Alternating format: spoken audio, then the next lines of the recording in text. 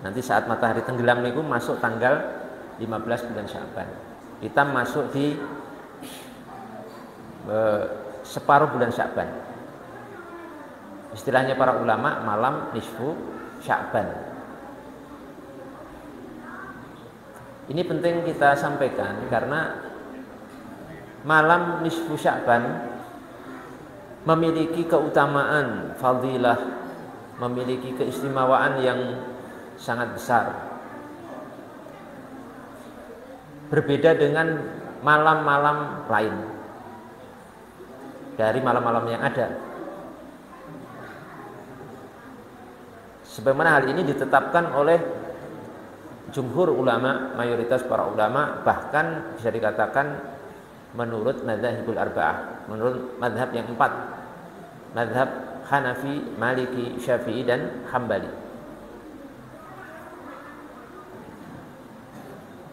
Banyak dalil yang menunjukkan akan keutamaan malam nisfu Sya'ban. Ada sebagian yang palsu, ada yang palsu ada. Yang dhaif jiddan, lemah sekali juga ada. Yang dhaifnya ringan, kelemahannya ringan juga ada. Yang hasan atau sahih juga ada. Nah, kita pakai yang kelemahannya ringan, hadis yang kelemahannya ringan dan hadis yang hasan. Jadi hadis yang kelemahannya ringan, dhaif, yang yasir, itu boleh dipakai untuk menetapkan fadhailul a'mal, keutamaan amalan tertentu, keutamaan waktu, keutamaan tempat tertentu, menurut jumhurul muhadditsin, menurut mayoritas para ulama ahli hadis. Bahkan Imam Nawawi menyebutkan kesepakatan ulama ahli hadis. Saya tidak akan membawakan yang dhaif ringan, tapi saya akan membawakan yang hasan. Disebutkan dalam Sunan At-Tabrani dan juga Sunan Ibnu Majah. Ada sebuah hadis dari sahabat Mu'adz bin Jabal radhiyallahu ta'ala anhu, Nabi kita Muhammad sallallahu alaihi wasallam sabda, "Yattali'ullahu azza wa jalla ala khalqihi lailatan nisfi min Sya'ban fayaghfiru li jami'i khalqihi illa li musyrikin aw musyahin." Yang artinya Allah itu sesungguhnya memperhatikan hambanya. Kapan? Di malam nisfu Sya'ban. Ya, di malam nisfu Sya'ban. Yattali'ullahu azza wa jalla 'ala khalqihi lailatan nisfi Sya'ban, min Sya'ban. Allah memperhatikan seluruh hambanya, makhluknya di malam nisfu Sya'ban. Fayaghfiru li jami'i khalqihi, maka kemudian Allah mengampuni seluruh makhluknya. Perhatikan ya, di malam itu Allah mengampuni seluruh makhluknya, illa, kecuali dua golongan. Yang tidak diampuni cuma dua golongan. Pertama, li musyrikin, orang yang mempersekutukan Allah Subhanahu wa taala, berbuat kesyirikan kepada Allah Subhanahu wa taala, itu tidak akan diampuni di malam nisfu Sya'ban. Yang kedua, au musyahin. Musyahin itu seorang yang memiliki kebencian kepada sesama muslim. Seorang yang sedang bermusuhan, memusuhi, sedang tidak rukun, sedang gep-gepan dengan sesama muslim. Itu tidak diampuni nanti di malam nisfu Sya'ban. Ini menunjukkan jamaah sekalian bahwa malam nisfu Sya'ban, hadis ini hadis yang hasan, sehingga bisa dipakai untuk berdalil. Dihasankan oleh para ulama ahli hadis. Hadis ini menunjukkan bahwa malam nisfu Sya'ban itu memiliki keutamaan, memiliki keistimewaan dibandingkan dengan malam-malam yang lainnya.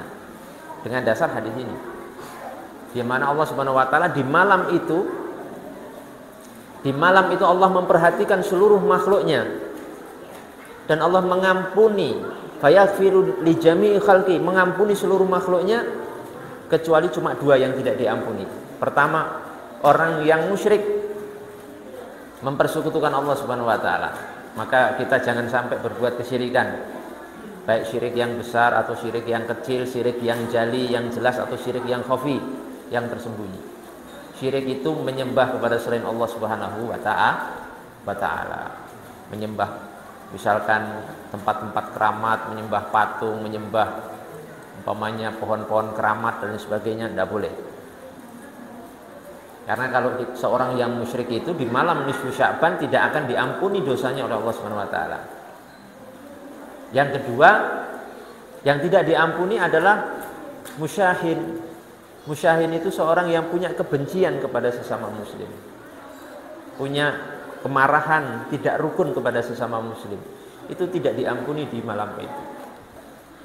Mari kita gunakan untuk banyak-banyak taat, melakukan berbagai amal soleh di malam itu, dengan memperbanyak sholat sunnah, dengan memperbanyak tilawatul Quran, dengan memperbanyak doa, dengan memperbanyak zikir. Begadang di malam itu, jangan ba'da isya langsung tidur. Tirakat, terutama di masjid. Ya tidak sampai pagi nggak apa-apa lah. Paling tidak kita usahakan pas itu jangan langsung pulang lah, walaupun tidak sampai pagi. Ya barang 15 menit atau setengah jam lumayan, atau 1 jam lumayan. Syukur-syukur nanti jamaah di sini bersemangat gitu, menghidupkan malam itu sampai jam 10, jam 11 lumayan. Oke, monggo dihidupkan malam itu. Terserah mau dihidupkan dengan apa, baca Quran, silahkan dengan baca Quran. Oh, ada yang pengen zikir, silahkan zikir. Pengen memperbanyak sholat sunnah, silahkan perbanyak sholat sunnah. Ya, nanti jamaah putri ibu-ibu bisa menyediakan istilahnya dopingnya supaya nggak gampang ngantuk. Ya, disediakan teh atau kopi atau snack gitu. Itu dianjurkan Pak, berpahala. Seorang yang menyediakan snack, teh, kopi umpamanya kepada jamaah yang sedang beribadah kepada Allah, itu berpahala besar. Jadi monggo nanti sediakan. Ya. Nek mau ngantuk, ngopi dulu, istirahat sebentar, baca Quran lagi. Kok ngantuk lagi, ngopi lagi, baca Quran, lanjut lagi. Mau ngantuk, makan snack dulu. Tapi jangan kebanyakan makan snacknya, baca Qur'annya malah cuma selembar. Dihidupkan. Sampai di sebuah kitab, ada kitab namanya Akhbarul Makkah. Kitab namanya Akhbarul Makkah, karya Al-Imam Al-Faqihi.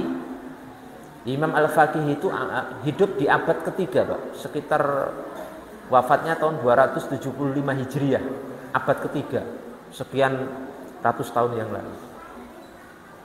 Di kitab itu, bayangkan ya, kitab itu dikarang oleh ulama hidup di abad ketiga. Yang wafat tahun 270 Hijriah, disebutkan di situ di kitab itu Akhbarul Makkah, penduduk Mekah sejak zaman dulu, di zaman itu diceritakan oleh Al-Imam Al-Faqihi di kitab Akhbarul Makkah itu. Itu kalau malam nisfu Sya'ban, laki-laki, perempuan, tua, muda, anak kecil semuanya keluar rumah menuju Masjidil Haram. Semua tumplek-blek ke Masjidil Haram, menghidupkan malam itu sampai pagi bahkan. Bukan paling, kalau kita paling jam 9 dah pulang, niku sampai pagi. Diisi dengan tawaf, ibadah tawaf mengelilingi Ka'bah, diisi dengan baca Al-Quran, qiraatul Quran, diisi dengan sholat, diisi dengan zikir sampai pagi Pak, sampai adzan subuh. Tradisi orang-orang kaum muslimin, para ulama pendahulu kita di Mekah Al-Mukarramah di zaman itu, di abad ketiga, sekitar abad ketiga, sekian ratus tahun yang lalu. Karena pengarang kitab ini Al-Imam Al-Faqihi wafat tahun berapa? 275 Hijriah. Maka ini kita bisa amalkan, dan hadisnya tadi sudah saya sebutkan, hadisnya sahih ya. Riwayat Al-Imam Tabrani, maaf tadi agak keliru, bukan Sunan Tabrani.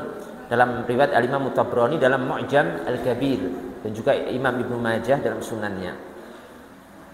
Nah, Al-Imam Syafi'i, Muhammad bin Idris Asy-Syafi'i rahimahullahu taala, Imam Syafi'i itu wafat tahun 204 Hijriah. Itu sampai saya hafalkan gitu, wafat para ulama itu, sehingga saya tahu tobaqatnya, Pak. Itu masuk level tobaqat generasi kapan saya paham. Nah, Imam Syafi'i itu termasuk generasi salaf karena beliau hidup di abad ketiga, wafatnya tahun 204 Hijriah. Imam Syafi'i mengatakan, qala rahimallahu taala, inna du'a yustajabu fi khamsi layalin. Doa itu sangat dikabulkan di 5 malam. Panjenengan ingat-ingat ya. Tolong panjenengan diingat-ingat, ampun sampai lupa. Doa itu sangat dikabulkan di 5 malam. Oke, ampun lali ya. Di 5 malam. Pertama, fi lailatul jum'ah, di malam Jumat. Malam Jumat itu Kamis, hari Kamis, kemudian matahari tenggelam, itu masuk malam Jumat. Itu doa di malam itu sangat dikabulkan oleh Allah Subhanahu wa taala menurut Imam Syafi'i. Nomor 2, wa lailatul adha, di malam Idul Adha. Misalkan besok niku hari raya Idul Adha, malamnya niki, ini malamnya niku doa itu sangat dikabulkan oleh Allah Subhanahu wa taala. Yang ketiga, wa lailatul fitri, di malam hari raya Idul Fitri. Misalkan besok niku hari raya Idul Fitri, malamnya ini berarti malam takbir niku, Pak. Di malam takbir itu doa sangat dikabulkan oleh Allah Subhanahu wa taala. Mustajab, ya, sangat mustajab, sangat dikabulkan oleh Allah Subhanahu wa taala. Makanya insyaallah lain waktu nanti saya sampaikan tentang tema menghidupkan malam hari raya. Jadi kalau malam hari raya ba'da isya niku maaf jangan langsung tidur, Pak. Tradisinya ulama zaman dulu niku tirakat menghidupkan malam hari raya dengan zikir, dengan takbir, dengan doa. Doa untuk kita, doa kebaikan kita dunia akhirat, doa untuk istri kita, anak-anak kita, keluarga kita, bapak ibu kita, itu mustajab di malam hari raya Idul Fitri. Kemudian nomor 4, wa awali lailatin min Rajabin, di awal malam bulan Rajab, di awal malam bulan Rajab kemarin sudah lalu. Kemudian yang keempat, wa lailatin nisfi min Sya'ban. Yang terakhir, yang kelima, doa sangat mustajab itu di malam nisfu Sya'ban. Iman-iman di malam itu bisa kita gunakan untuk banyak beribadah kepada Allah Subhanahu wa taala. Silahkan diisi dengan apapun, dari ketaatan tadi yang sudah kami sebutkan, salat sunnah, zikir, membaca Al-Qur'an, ataupun dengan berdoa kepada Allah Subhanahu wa taala, karena di situ menurut Imam Syafi'i merupakan salah satu waktu malam yang sangat dikabulkan oleh Allah Subhanahu wa taala. Itu beliau sebutkan dalam kitabnya Al-Um halaman 1264. Juga keutamaan malam nisfu Sya'ban ini tadi sudah kami sebutkan merupakan pendapat dari mayoritas ulama, ya. Hampir seluruh ulama, Pak. Bahkan sampai madzhabul arba'ah, madzhab 4 itu mengakui akan kemuliaan malam itu. Ini perlu kami tegaskan karena ada sebagian pihak yang mengatakan katanya malam nisfu Sya'ban itu enggak punya keutamaan seperti malam-malam biasa. Tidak benar. Tadi hadisnya sudah kita sebutkan, hadisnya niku hasan. Bukan hadis dhaif, tapi hadis hasan dalam Mu'jam At-Tabrani dan Sunan Ibnu Majah tadi. Ya, kemudian itu pendapat 4 mazhab. Bahkan ini saya tambahkan supaya tambah mantap. Syekh Ibnu Taimiyah rahimahullahu taala, kalau Syekh Ibnu Taimiyah itu hidup abad ke-8. Dalam hal ini kalau dilihat dari wafatnya Syekh Ibnu Taimiyah itu bukan termasuk ulama salaf, tapi ulama khalaf, ulama belakangan. Karena ulama salaf itu abad ketiga ke atas, abad ketiga, kedua, pertama itu ulama salaf. Kalau Syekh Ibnu Taimiyah itu hidup di abad 8, berarti termasuk ulama khalaf, ulama belakangan. Syekh Ibnu Taimiyah mengatakan rahimahullahu taala, wa amma lailatun nisfi min Sya'ban fa fiha fadlun. Adapun malam nisfu Sya'ban, di dalamnya ada keutamaan. Perhatikan ini ya, kalimatnya fa fiha fadlun, di dalamnya ada keutamaan. Ini penegasan dari beliau, karena saya mendapatkan sebagian pengikut beliau malah mengingkari, oh malam nisfu Sya'ban itu nggak ada keutamaan. Ini syekhnya, Syekh Ibnu Taimiyah, ada keutamaan. Wa kana fi salafi man yusalli fiha. Bahkan di malam itu di kalangan generasi salaf man yusalli fiha, ada orang-orang yang memperbanyak sholat di malam itu. Penegasan dari beliau rahimahullahu taala dalam Al-Fatawa Al-Kubra. Bisa dicek di Majmu' Al-Fatawa rahimahullahu taala rahmatan wasi'ah.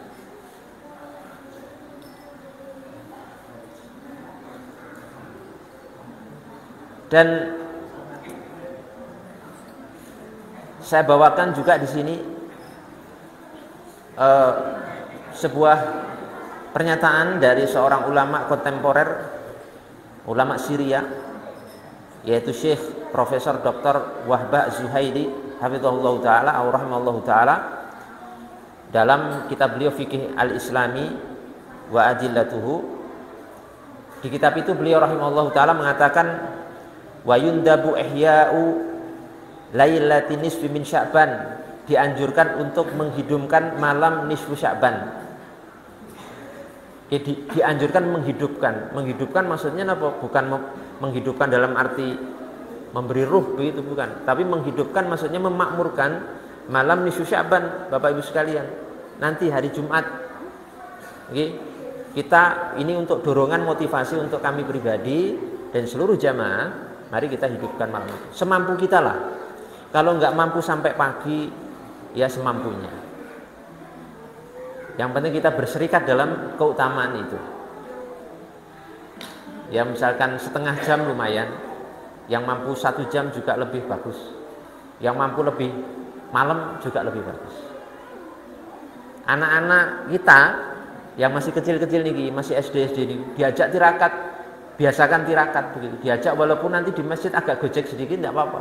Diajak latihan tirakat, Pak. Nanti kalau dewasa insya Allah akan dimudahkan Allah Subhanahu wa taala. Mudah-mudahan sambil didoakan supaya menjadi anak yang soleh dan solihah di malam itu, mudah-mudahan mustajab. Nanti menjadi anak yang soleh benar. Itu menurut siapa? Syekh Wahbah Zuhaili rahimahullahu taala. Bagaimana cara menghidupkannya menurut beliau? Beliau mengatakan wa yakunu bi kulli ibadatin ta'ummu al-laila au aktsarah. Dilakukan dengan melakukan setiap ibadah yang ibadah itu ta'ummul laila au aktsarahu, bisa meliputi seluruh malam, kalau perlu sampai pagi. Tapi ini berat. Berat betul? Berat. Berat. Taat niku biasanya memang godaannya berat, Pak. Baca Quran niku 10 menit pun terasa menjenuhkan. Lain kalau nonton sinetron, Pak. Nonton sinetron apa wayang kulit niku semalam suntuk ya oke. Nonton sinetron 1 jam niku baru seperti 10 menit. Tapi nek baca Quran baru 10 menit sudah serasa satu jam. Tapi lumayan lah. Ampun sampai malam nisfu Sya'ban tidak melakukan apapun dari ketaatan kepada Allah Subhanahu wa taala. Lil ahadithi sahihati ats-tsabitati fi dzalika, berdasarkan hadis-hadis yang sahih dalam bab ini. Tadi sudah kita sebutkan salah satu hadisnya. Dan ingat di akhir ucapan beliau mengatakan wa yundabu al-iktsaru minal istighfari bil ashar, dan sangat dianjurkan untuk banyak istighfar, meminta ampun kepada Allah Subhanahu wa taala di malam itu, bil ashar, di waktu-waktu menjelang sahur. Itu banyak istighfar. Astagfirullahaladzim, Paling pendek di astagfirullah. Mau ditambah astagfirullahalazim. Minta ampun kepada Allah Subhanahu wa taala, mudah-mudahan di malam itu napa? Dosa kula panjenengan sami diampuni oleh Allah Subhanahu wa taala. Allah sudah berjanji pasti diampuni. Karena Allah sudah menyatakan yaghfiru li jami'i khalqihi. Allah akan ampuni seluruh makhluknya. Gak mungkin hambanya minta ampun tidak diampuni. Itu tidak mungkin bagi Allah seperti itu. Kita semua kan udah banyak dosa, mungkin banyak dosa kesalahan yang kita lakukan di hari-hari kita. Ada kesempatan penghapusan dosa nanti di malam nisfu Sya'ban. Ya, mudah-mudahan Allah Subhanahu wa taala memberikan taufik kepada kita nanti di malam itu untuk berbuat ketaatan, bisa berserikat, bisa andil dalam menghidupkan malam nisfu Sya'ban. Amin ya rabbal alamin.